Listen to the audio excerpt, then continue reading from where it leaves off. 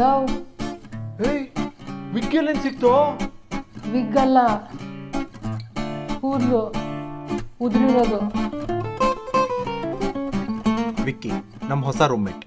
ಬೆಂಗಳೂರಿಗೆ ಬಂದು 2 ತಿಂಗಳಾಯ್ತು. ಅವನಿಗೆ ಇಲ್ಲೆಲ್ಲ ಹೊಸ್ತು. ಬೆಂಗಳೂರು ಧೂಳಿಗೆ ಪಾಪ ಮುಖ ಫುಲ್ ಪಿಂಪಲ್ ಆಗೋಗಿತ್ತು. ಇಲ್ಲಿ ನೀರಿಗೆ ಹಲ್ಲೆಲ್ಲ ಹಳದಿ ಆಗೋಗಿತ್ತು. ಆಫೀಸಿಗೆ ಹೋಗ್ಬೇಕಾದ್ರೆ ಬೆನ್ನಿಗೆ ಹಾಸಿಗೆ ಕಟ್ಕೊಂಡು ಹೋಗ್ತಿದ್ದ. ಟ್ರಾಫಿಕಲ್ಲಿ ಎಲ್ಲಾದರೂ ಸ್ಟಕ್ ಆದರೆ ಟೈಮ್ ಸಿಕ್ಕಾಗೆಲ್ಲ ನಿದ್ದೆ ಮಾಡ್ಬೋದು ಅಂತ.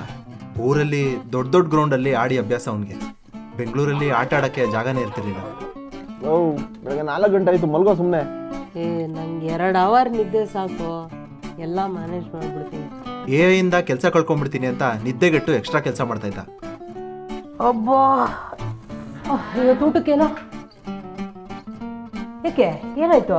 ಪಾಪ ವಿಕ್ಕಿಗೆ ಊರು ಬಿಟ್ಟು ಬೆಂಗಳೂರಿಗೆ ಅಡ್ಜಸ್ಟ್ ಆಗೋಕ್ಕೆ ತುಂಬ ಕಷ್ಟ ಆಗ್ತಿತ್ತು ಅನ್ಸುತ್ತೆ. ನಿಂಗೆ ಚಪಾತಿ? ಅರ್ಧ ಸಾಕು.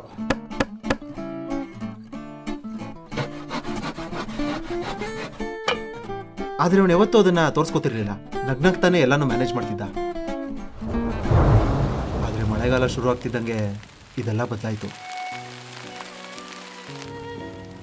ಏನಾಯ್ತು ನಿಮಗೆ?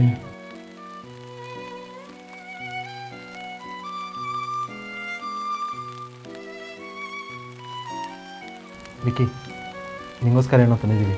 ನನಗೇನು ಬೇಡ. ಮನೇಲಿ ಮಿಸ್ ಮಾಡ್ಕೋತಿದ್ದೆ ತಾನೇ? ನಿಮ್ಗೆ ಹೇಗೆ ಗೊತ್ತಾಯ್ತು? ನೋಡಿ ಫ್ರೆಂಡ್ಸ್, ಒಳ್ಳೆ ಮಳೆ ಬರ್ತಾ ಇದೆ. ನಮ್ಮಮ್ಮ ಕರೆಕ್ಟಾಗಿ ಅಡುಗೆ ಮಾಡಕ್ ಬರಲ್ಲ ಅಂತೇಳಿ ಬಿಸಿ ಬಿಸಿಯಾಗಿ ಮ್ಯಾಗಿ ಮತ್ತೆ ಟೀ ಎಲ್ಲ ಮಾಡಿದ್ದಾರೆ. ಫುಲ್ ಮಜಾ ಬರ್ತಿದೆ. ಥ್ಯಾಂಕ್ಸ್ ಅಮ್ಮ.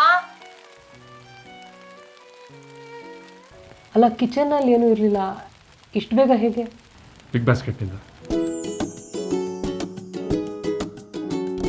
Sir big basket? ಹಾಂ.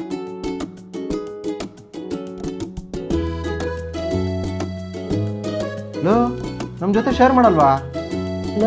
ದುಃಖದಲ್ಲಿರೋ ಹತ್ರನೂ ಪಾಲ್ ಕೇಳ್ತಿರಲ್ರೋ. ಮನೆಗೆ ಹೋಗೋಕ್ಕಾಗಲಿಲ್ಲ, ಆದರೆ ಫ್ರೆಂಡ್ಸು ಮನೆನೇ ಇಲ್ಲಿಗೆ ತರಿಸ್ಬಿಟ್ರು. ನೀವು ಮನೇನ ಮಿಸ್ ಮಾಡ್ಕೊಳ್ತಾ ಇದ್ರೆ ಬಿಗ್ ಬಾಸ್ಕೆಟಲ್ಲಿ ಮ್ಯಾಗಿ, ಹಾಟ್ ಚಾಕ್ಲೇಟ್, ಟೀನ ಆರ್ಡರ್ ಮಾಡಿ ಫ್ರೆಂಡ್ಸ್ ಜೊತೆ ತಿಂತ ಮಜಾ ಮಾಡಿ.